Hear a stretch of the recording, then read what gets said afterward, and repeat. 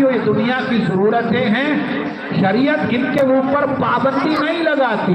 مکان بنانا برا نہیں ہے، مال کمانا برا نہیں ہے، تجارت کرنا برا نہیں ہے، کھیتوں میں کھلیانوں میں کام کرنا برا نہیں ہے، تجارت کرنا ملازمت کرنا برا نہیں ہے، بینک بیلنس بنانا برا نہیں ہے۔ ان سب چیزوں کی ضرورت ہے، انسان کی زندگی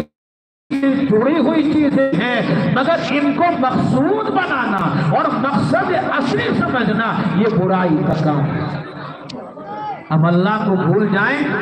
نہ نمازوں کا پتہ، نہ زکوٰۃ کا پتہ، نہ روزوں کا پتہ، نہ حج فرض ہو گیا اس کی کوئی خیر خبر، اور دنیا کی دھن میں اندھے ہو جائیں تو یہ شریعت کے اندر ناپسندیدہ عمل ہے اور یہ برائی کا کام ہے۔ اللہ کے پیارے حبیب صلی اللہ علیہ وسلم کی تعلیم تو یہ ہے، طلب کسب الحلال فریضۃ بعد الفریضہ۔ جو اللہ پاک نے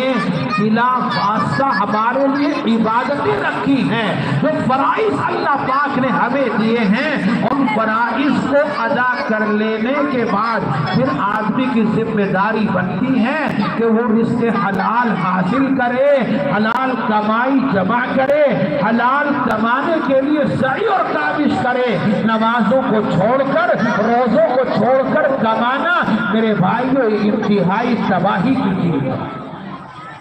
رمضان کا مہینہ آیا چاہتا ہے، ہمارا حال کیا ہے؟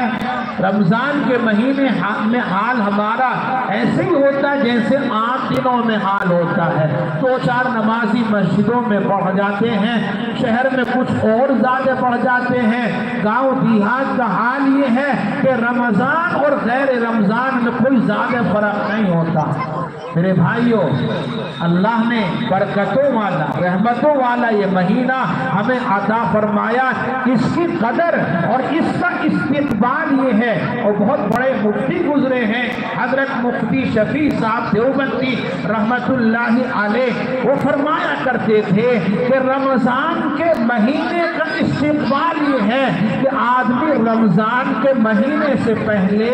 سوچ بچار کرے، غور و فکر کرے، اور غور و فکر کر کے یہ دیکھے کہ رمضان کے اندر جو مجھے کام کرنے ہیں اگر میں انہیں آگے پیچھے کر لوں تو میرا کوئی زیادہ نقصان تو نہیں ہوگا۔ رمضان میں کوئی کام کرنا ہے، اگر وہ پہلے ہو سکتا پہلے کر لیا جائے اور بعد تک اس کو ڈالا جا سکتا ہے تو بعد تک ڈال دیا جائے، اور اس کام کی وجہ سے جو وقت لگتا صرف ہوتا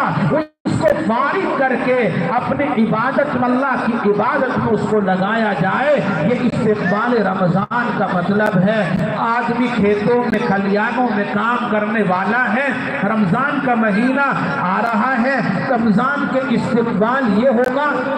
کہ آدمی اپنے کھیتوں اور کھلیانوں کے کام کو تھوڑا سا آگے پیچھے کر لے تاکہ روزہ رکھنا اس کے لیے آسان ہو جائے، رات کی تراویح پڑھنا آسان ہو جائے، قرآن کی تلاوت آسان ہو جائے، نمازوں کا اہتمام آسان ہو جائے۔ ایسا نہیں ہے کہ تیلی کے بیل کی طرح جیسے غیر رمضان میں وہ چلتا تھا، کام کرتا تھا، رمضان کے مہینے میں اسی طرح سے مل رہا ہے، کاموں میں مشغول ہے، اور جب روزے کی باری آتی ہے تو کہتا ہے جناب کھیتوں میں کھلیانوں میں کام کرنا پڑتا ہے، روزہ کر رکھنے کی ہمت نہیں ہے، ملازمت محنت کرنی پڑتی ہے، روزہ رکھنے کی ہمت نہیں ہے، تجارت کی مصروفیت کی وجہ سے روزہ رکھنے کی ہمت نہیں ہے۔ میرے بھائیوں، یہ ہمتیں تمہاری تو بس ہو رہی ہیں، اللہ کے یہاں یہ کوئی عذر کی چیزیں نہیں ہیں۔ کل میدان محشر میں اللہ کے یہاں جواب دینا ہوگا، اللہ کے یہاں باز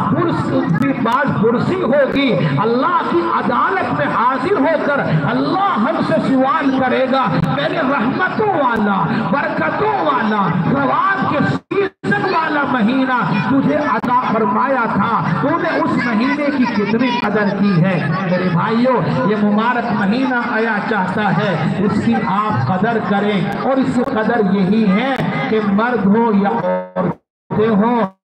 جوان ہوں یا بوڑھے ہوں، رمضان کے روزوں کا اہتمام کریں۔ لوگ کہتے ہیں روزے